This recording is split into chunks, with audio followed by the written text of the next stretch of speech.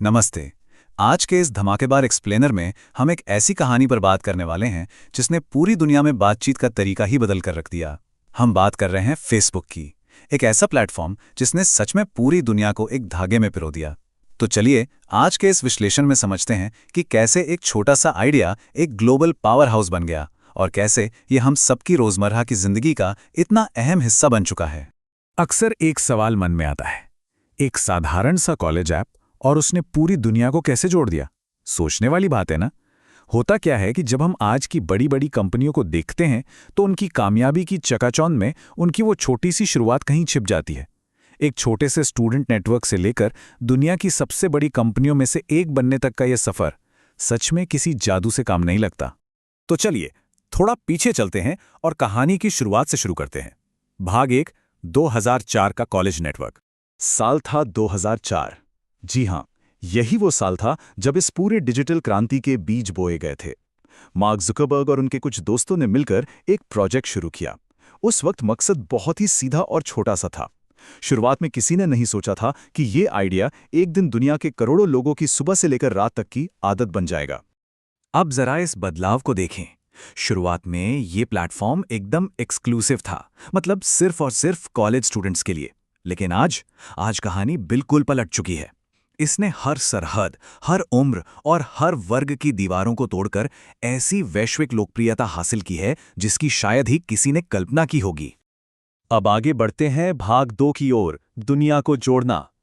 आज के समय में रोजमर्रा की जिंदगी में क्या होता है? फोटो शेयर करना, वीडियो पोस्ट करना, अपना स्टेटस अपडेट करना या फिर पुरानी यादों को ताज़ा करना। सुनने में ये चीज़ें बहुत आम लग सकती हैं, लेकिन सच तो ये है कि यही वो छोटी छोटी चीजें हैं जो लोगों को अपने करीबियों के साथ एक गहरे एहसास से जोड़े रखती हैं। और इसीलिए ये प्लेटफॉर्म अब महज एक एप्लीकेशन की बाउंड्री को पार कर चुका है। ये दोस्तों, परिवार और पूरी दुनिया को एक साथ लाने वाला एक ऐसा पुल बन गया है जो मीलों की दूरियों को एक क्लिक में खत्म कर देता है।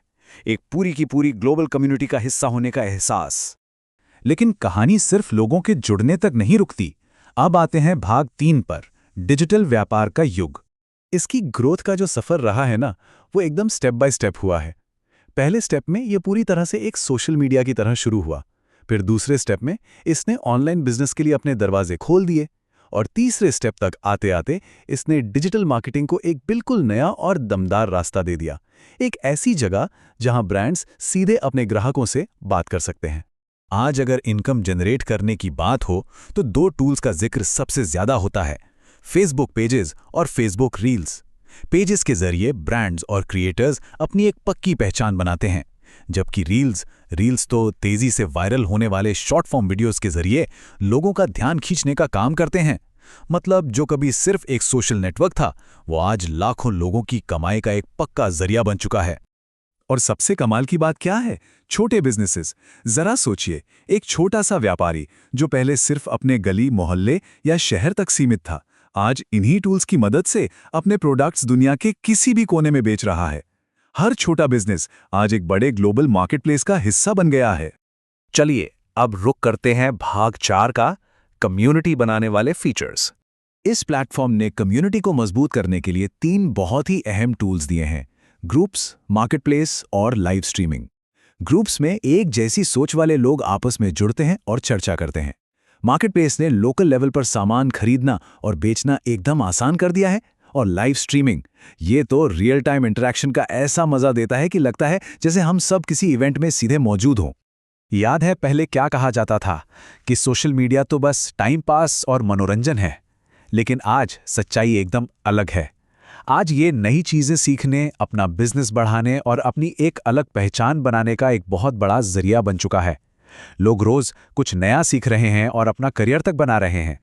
और अब हमारे इस एक्सप्लेनर का आखिरी और सबसे बड़ा पड़ाव, भाग 5, मेटा के रूप में विकास। तो ये मेटा क्या है? मेटा दरअसल वो पेरेंट कंपनी है जो फेसबुक को चलाती है।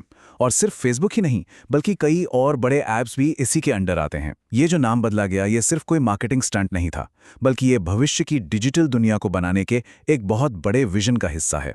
मेटा के इस विशाल इकोसिस्टम में मुख्य रूप से 3 बड़े नाम आते हैं: फेसबुक, इंस्टाग्राम और व्हाट्सएप।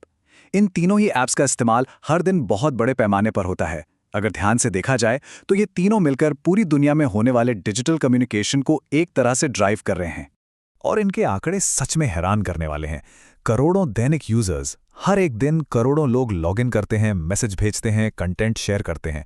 इतने सालों के बाद और इतने सारे बदलावों के बावजूद लोगों की इस प्लेटफॉर्म पर निर्भरता जरा भी कम नहीं हुई है। तो अंत में एक बात तो बिल्कुल साफ है, अगर दुनिया से जुड़े रहना है तो फेसबुक आज भी सबसे मजबूत प्लेटफॉर्म्स में से एक है। कॉलेज के एक छोटे से कमरे से लेकर मेटा जैसी विशाल कंपनी बनने तक का ये सफर वाकई बेमिसाल है। अगली बार जब फोन पर फीड स्क्रॉल हो रही हो तो ये जरूर सोचा जा सकता है कि ये सिर्फ एक ऐप नहीं बल्कि एक पूरी की पूरी दुनिया है। तो क्या भविष्य में ये डिजिटल दुनिया हमारी असल जिंदगी की जगह ले लेगी?